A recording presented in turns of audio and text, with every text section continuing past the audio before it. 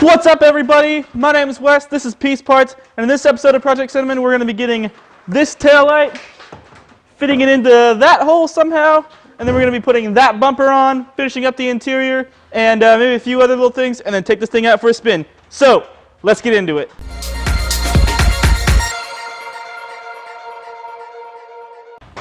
Alright, first off I want to say sorry about all the noise up above. I don't have any insulation up there, and it's kind of like sprinkling, drizzling out, whatever, so there's stuff falling on the roof, so you can hear that. Anyway, what I've already done is I have pounded on it and jacked on it and ground on it and a whole bunch of stuff to it to get it to where it's at now. So I started off by putting my scissor jack in here, that right there, putting it in between here to try to kind of spread this out, because if you remember when we did this dent removal, I don't know if I said it or not actually, the taillight wouldn't quite fit in there because the gap was a little too small, and so what I said I might do is just kind of trim this down and widen that hole up a little bit so the taillight would fit in there a little bit more flush, and that's exactly what I've done. So I first kind of started beating on it and jacking on it there to try to spread it up a little bit, and kind of realized that wasn't going to get me where I wanted to go. The pieces that were there were just too crunched up and too creased to really bend back into shape the way they kind of needed to be. So luckily this top section along here where this bolt hole and this bolt hole line up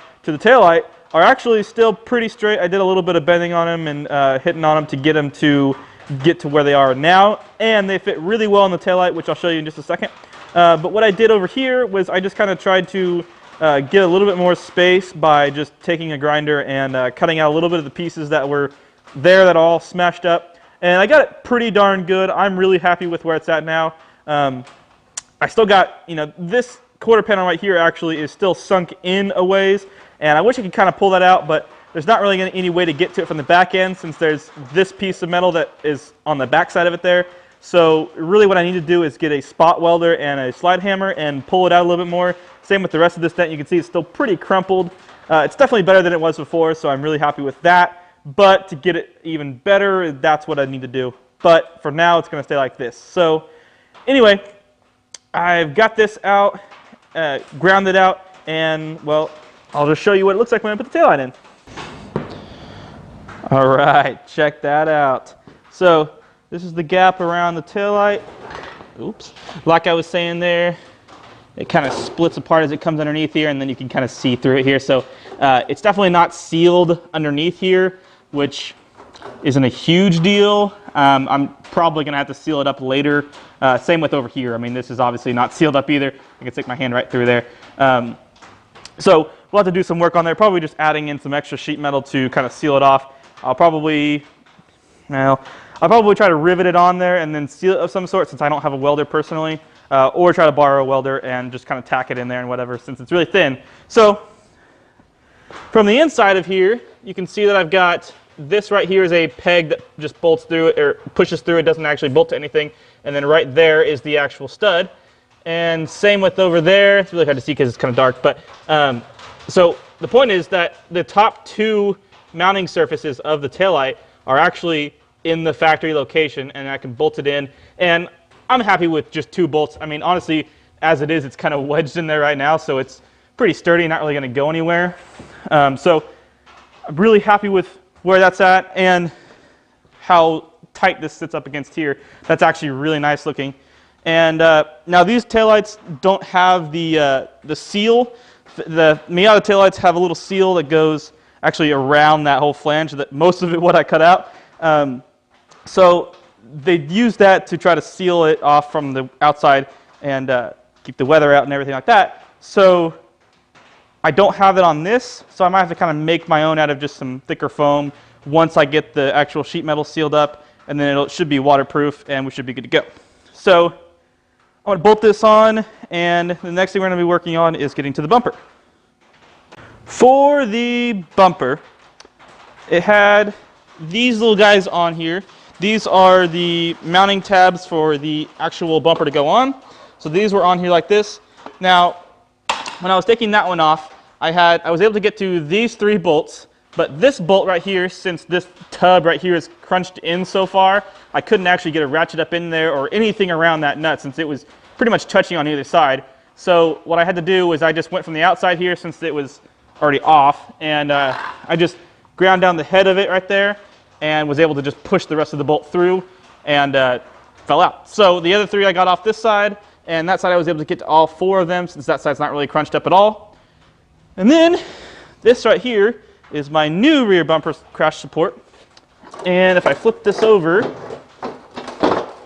you can see these are the 4 on either side. Those are the 4 bolts that go right through in this section. And this is the same thing as that.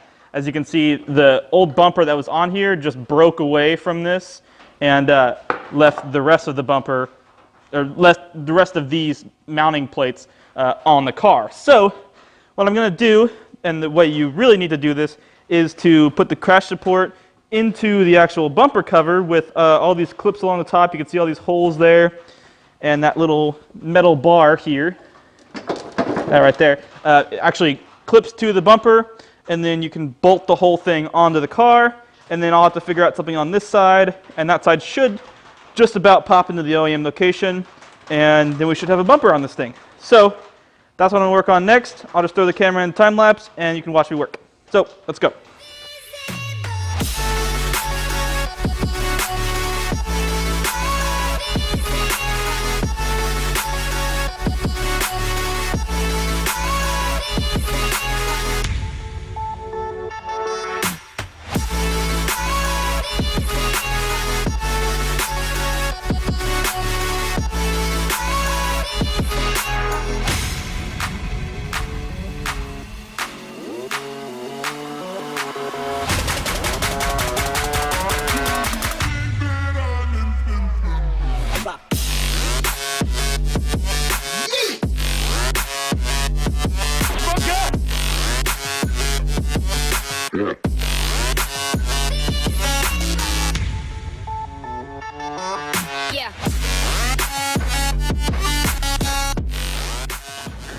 Okay, check that out. Hell yeah.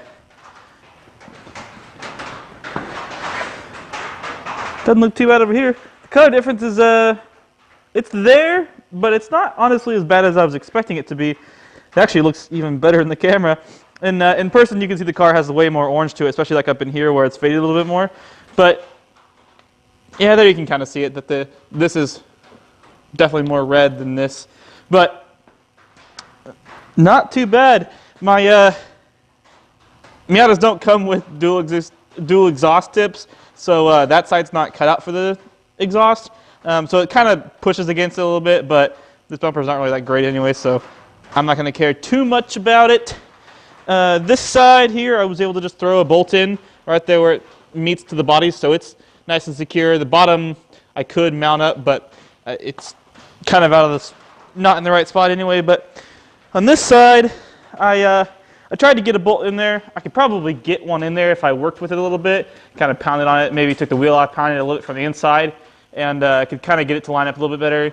There's something back in there kind of holding me up too that I probably should take the bumper off and kind of pound that in to get it to fit a little bit better. But honestly, I'm really happy with where it's sitting right now. I tried to get a bolt in there and it just wasn't working. So what I did is I just threw 4 zip ties in there, and it's on there really well. The only reason I used 4 is because I didn't have any like super big ones. So I just put 4 smaller ones in there, thinking it should be fine, especially for right now anyway. But yeah, not too bad. Earlier I also got the center console and tombstone in. I'm going to throw the gauge hood on and the eyeball vents in. I'm going to leave the radio out for now. I got to kind of redo that wiring. It's pretty janky, so I'll redo that. I'm fine with no radio. But the center console's in. I cleaned up the shift boot, the cup holder, and the little tray inside there pretty well, just because they were really gross. And so I'm going to do that real quick.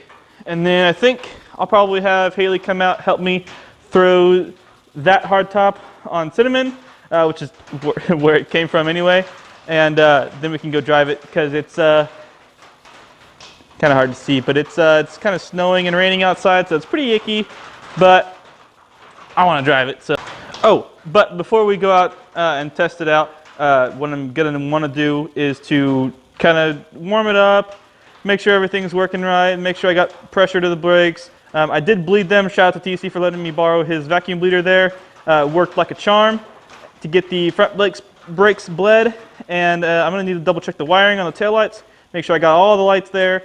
I did, when I bought the car, it had a blown taillight fuse, which was caused my dash lights to be off, taillights, license plate lights, turn signals were acting weird.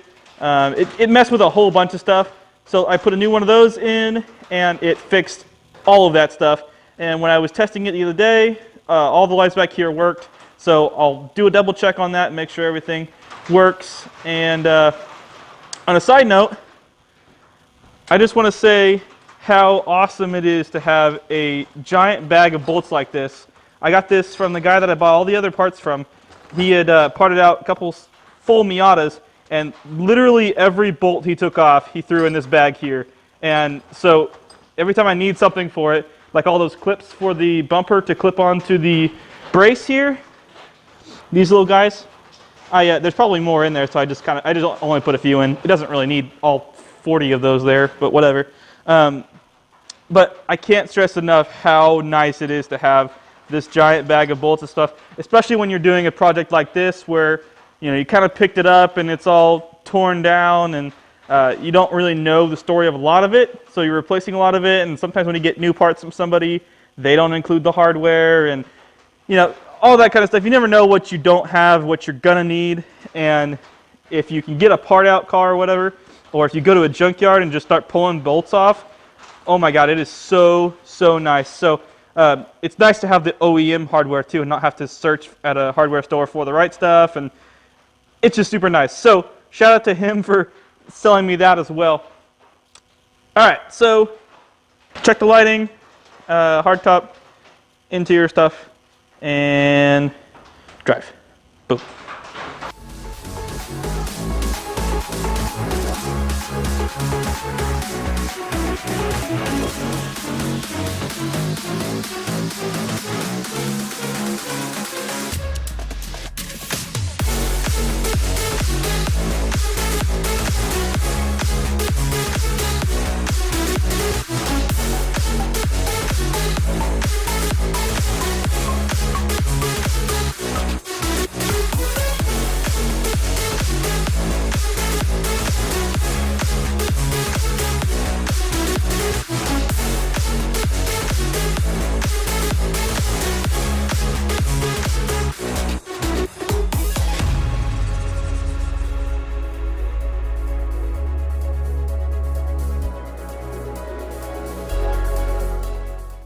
Okay, so what you just saw there, we actually got Cinnamon out and driving. I actually took her to work today. That's why you see all the snow on there. We got a bunch of snow and ice today, so it's Cinnamon's first time, at least with me, driving through a whole bunch of snow and stuff, and it did really great.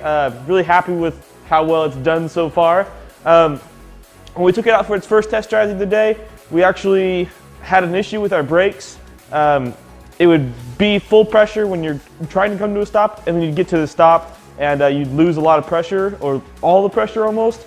And we traced it down to, we had to replace a rear caliper, and that didn't fix our problem. So then what ended up actually fixing the problem was replacing the brake master cylinder.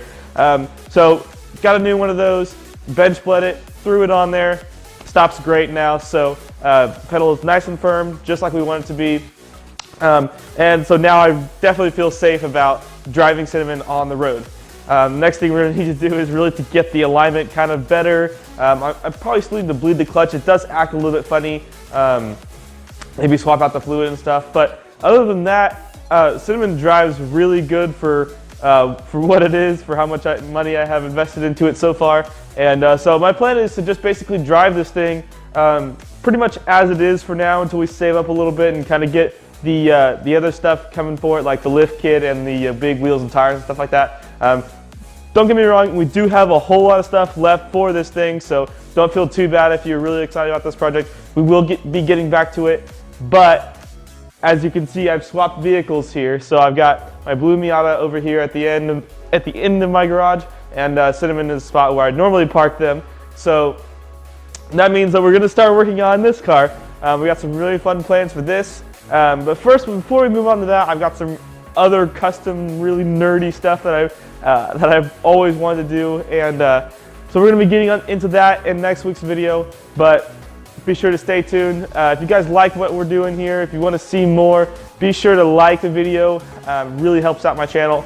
And if you want to see more, make sure to hit that subscribe button.